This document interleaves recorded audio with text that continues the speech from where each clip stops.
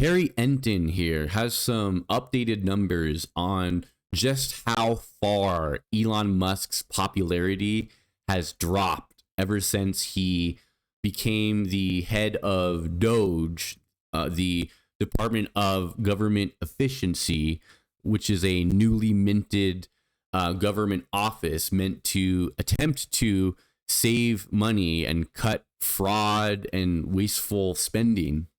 But ultimately, Doge didn't really find any savings whatsoever.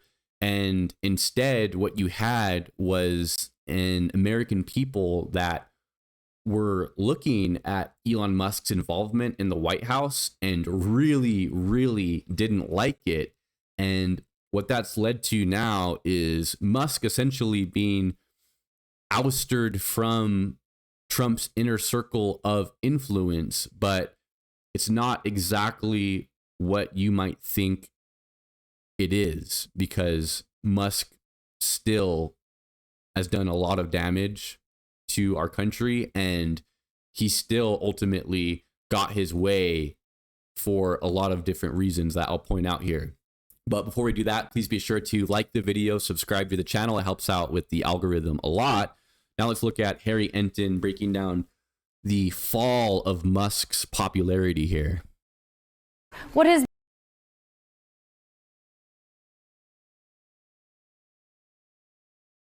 behind this shift from Elon Musk?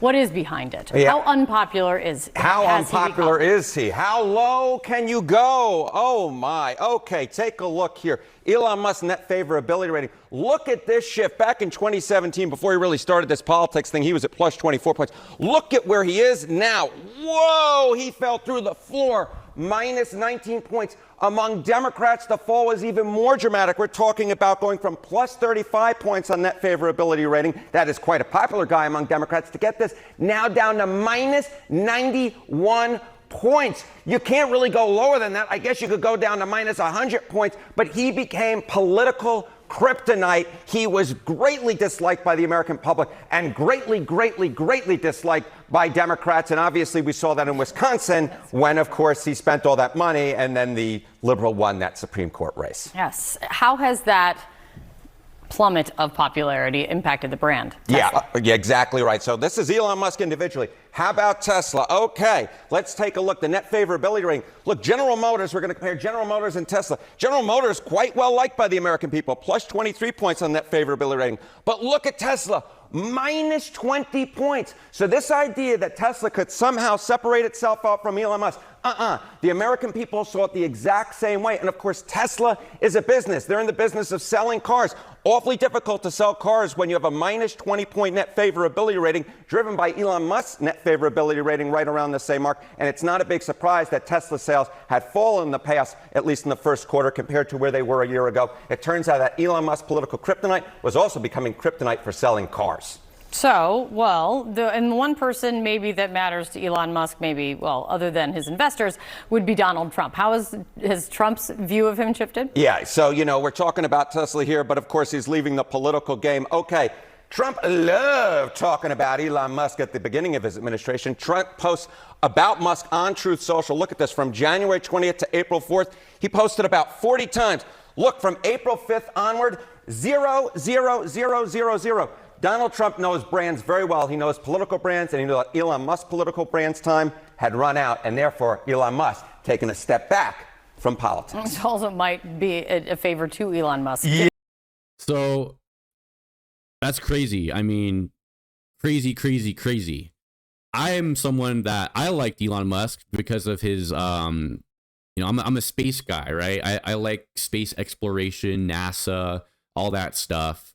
I was someone who, I'd probably consider myself a Musk fan even for years and years and years based on his work with SpaceX and the work that he was doing with NASA and the Falcon X rocket being the only, reusable rocket on the market.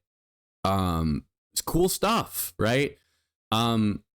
It's hard to think of any way that Musk could have possibly tarnished his image any more than how he did, right? Going gallivanting around the CPAC stage with a chainsaw and going to Wisconsin, trying to buy Wisconsiners, running around the state with a cheese head hat on.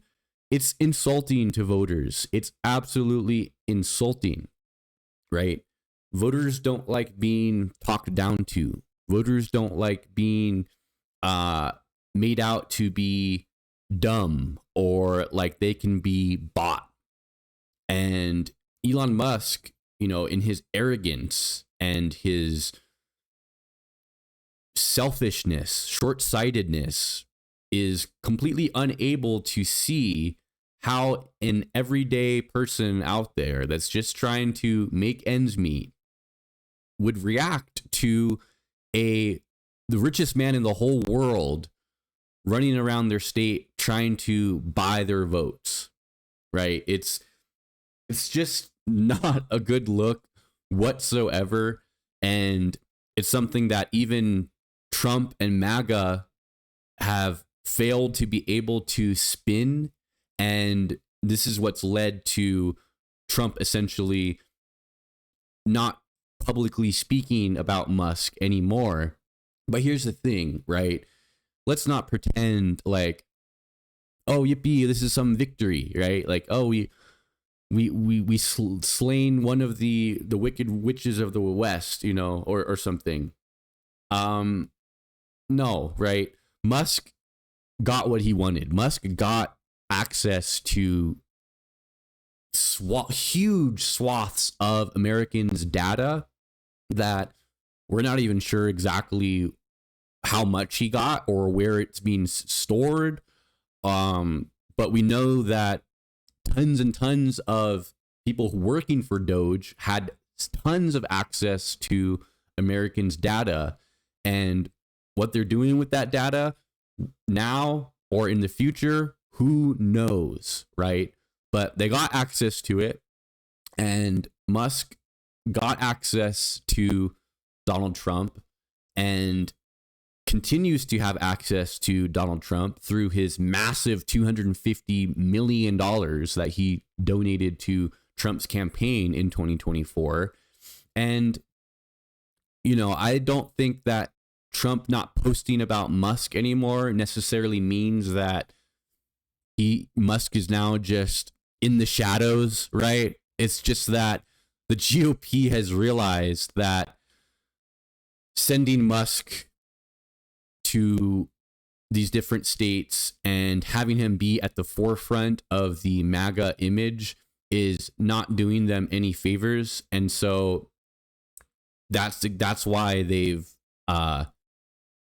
not at the forefront anymore, right? It's not like they've made any sort of moral change as to how they are approaching governing, or that, you know, the work that the Department of Government Efficiency did in cutting all sorts of essential jobs left and right, that sort of haphazard style of governing that Trump has brought to Washington with the help of Elon Musk.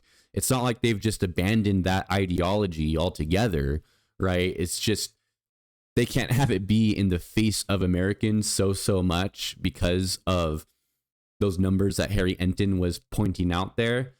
So, yeah, I mean, is anyone going to be sad not hearing and seeing Musk on a daily basis participating in the Trump administration? No, but we really shouldn't act like this is some victory in some sort of sense because of how much access to personal data that Elon Musk got, which we're going to have to figure that out somehow and, you know, do something about potential misuse of Americans' data that Musk very well could be doing right now. We just don't know, right? We don't have access to what Musk got access to. So, yeah, it's what a world, right? What a world the United States of America uh what a country. We have the world's richest man who bought the current president and attempted to buy a Supreme Court race, but thankfully American democracy, it's still kicking. That Supreme Court race was, to me, a bellwether, right? A potential major bellwether of Americans overall not liking the haphazard style of governing that Doge brought to Washington. And I think that it's something that we need to look out for. Musk's continued involvement in Trump's administration and how Americans continue to react to things like Doge cutting essential services that many people rely on, and generally being kind of disrespected and made out to be dumb. That's what Donald Trump and Elon Musk have done time and time again. In the second administration, it remains to be seen how this will play out in the midterms.